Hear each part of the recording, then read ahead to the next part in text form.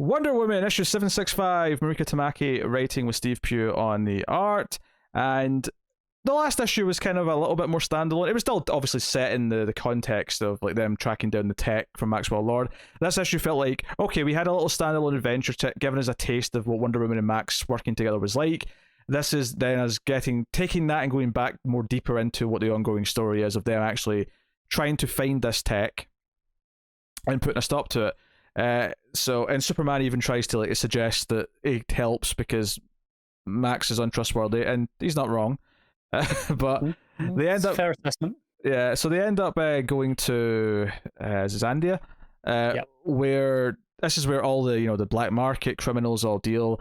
Is this the same place? And remember in Williamson's Flash run where all the villains were going during the Force parts? You could tell me that it is, and I would believe you. I don't remember the name. That's what I was going to say. Is the name rings absolutely zero bells. Yeah. So in my head canon, it probably is. Even the name might be different though. So forewarning. This is where we're missing Matt. Matt would know. Yeah, Matt would know. Go tell Matt on Twitter that we look back. We're dying without him here. But I like some of these little details where they walk into this casino with all these people, and Max is like, oh, by the way, I use my powers. When they look at you, they just see like a boring like brunette. Like they don't see Wonder Woman. And she's like, oh, thanks, I guess. And they move on. A fight breaks out. I think the banter between Wonder Woman and Max continues to be fairly enjoyable. In fact, you're going to hate me. I'm going to make another Buffy reference here because there's a moment where Wonder Woman is fighting, as this fight breaks out, and she tries to sort of step in and break it up. And she shouts over to Max, hey, we need to get to that auction. How about, some help? And there's a panel of him where he just has two thumbs up saying, looking good. And I laughed out loud because it's basically, like, I don't know if this is intentional or not, but it's shot for shot. There's a moment in Buffy Season 4 where Spike does this to Buffy, where he gives her the thumbs up like this. And it just reminded me of it so much. Like, it was just... I not that I necessarily see Maxwell Lord as a Spike-esque character, but there's definitely... There's some... I feel like they could kind of want him to be.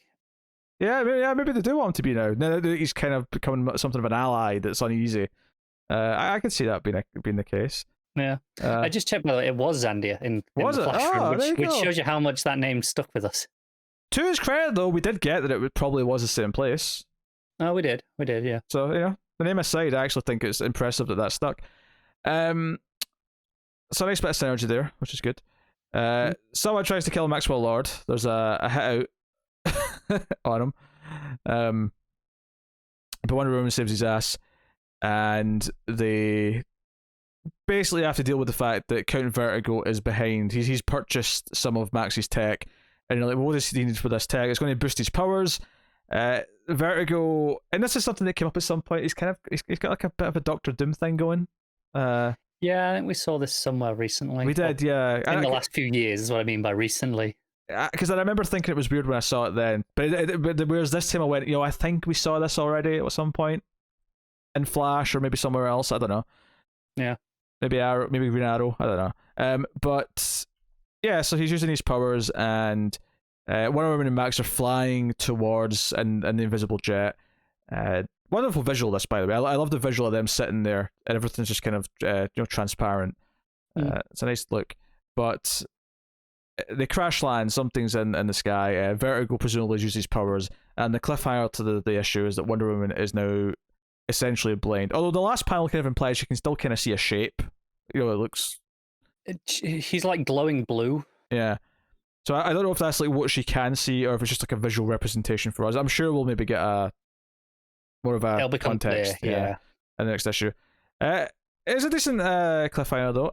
I think I appreciate it being back. I felt like it was more focused on the story again. I liked if just to feel a bit more because I love the last issue being this kind of like standalone like Miami Vice kind of that was a lot of fun.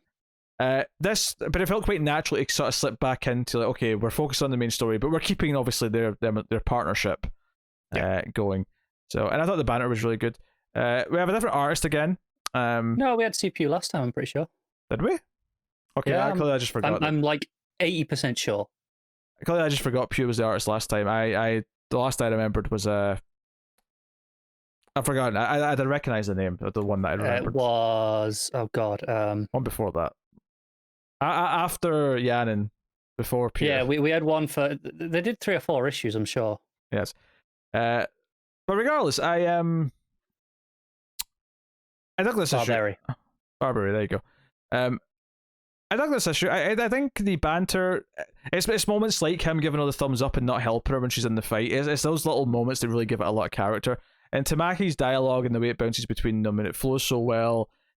I think the art from Pew here is pretty solid. Maybe not always perfect. Something I've been saying since we lost Shannon is that the colorist, even if it's not even been the same colorist, but the coloring is definitely going to a lot of lengths to make it feel like there's some consistency to the look overall.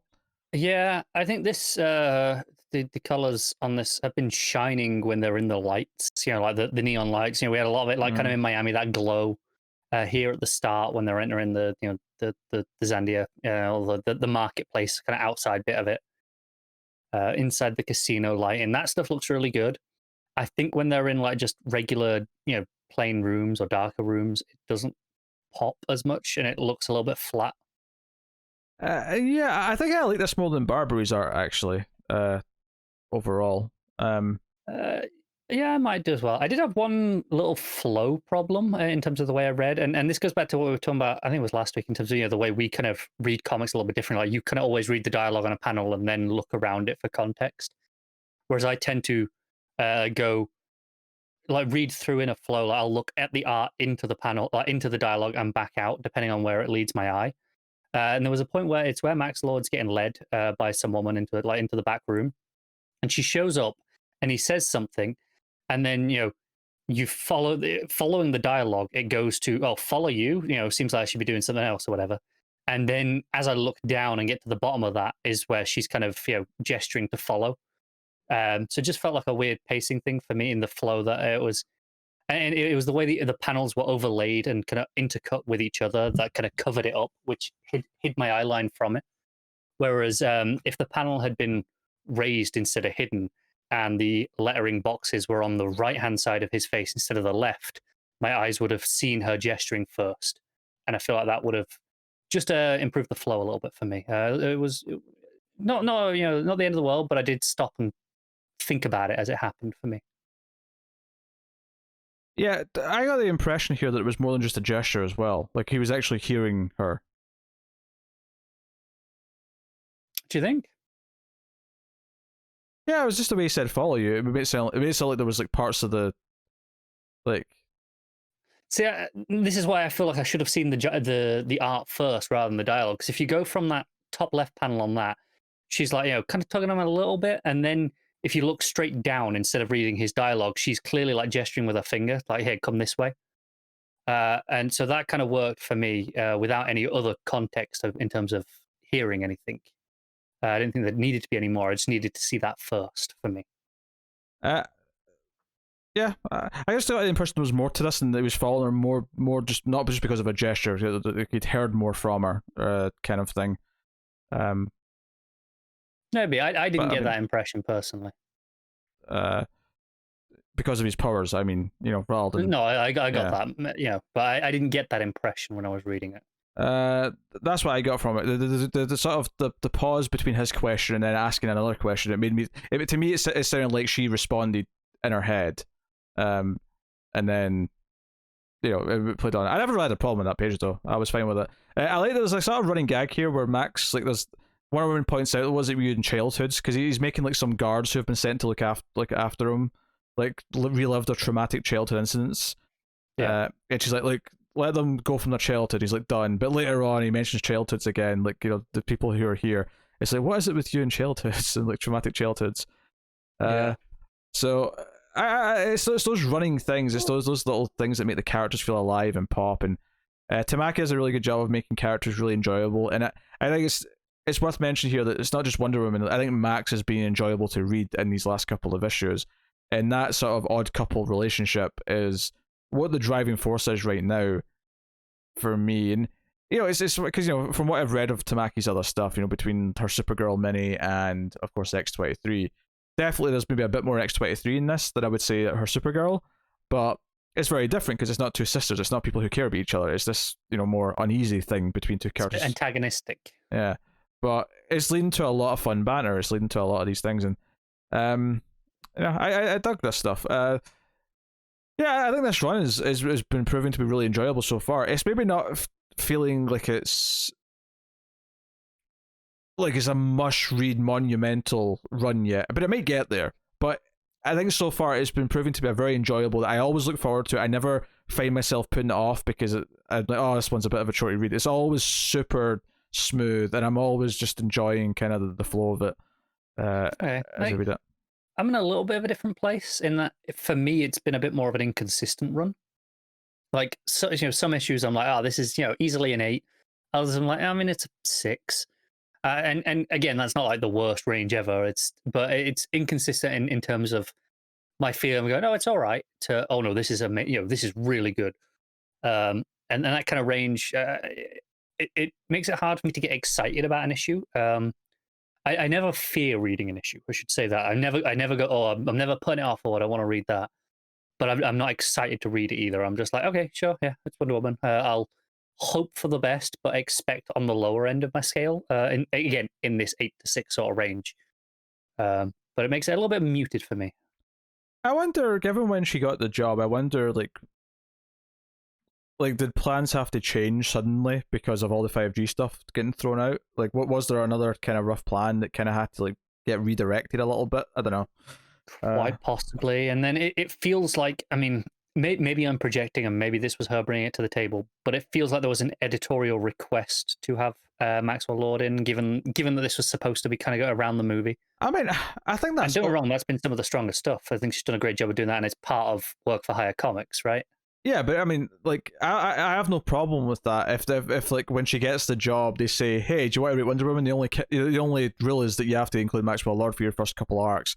If she gets told that when she's been asked if she wants the job, then conceptually she never has something she's forcing it into. She's just saying, "Okay, that's the job I've been given, is to write a Wonder Woman story that at least starts with some Maxwell Lord stuff." Then fine. The problem is when a creator has a run planned out and then halfway through it's told, "No, stop what you're doing and put in this thing." No, I agree. I think the reality is that is the nature of the beast with work for hire comics is if the editors ask you to do something for whatever reason, it's synergy in this case, then it's your job to find a way to work that in as naturally as you can, right? And sometimes it's stop typing. Stop typing and put Felicity Smoke in your comic, or you're fired. Green Arrow writer, you hear me? You're fired. All right, what are you rating Wonder Woman? This one's a 6.5 for me. It's okay. A little bit. The art's fine. Nothing showy, but it's solid enough. Fun.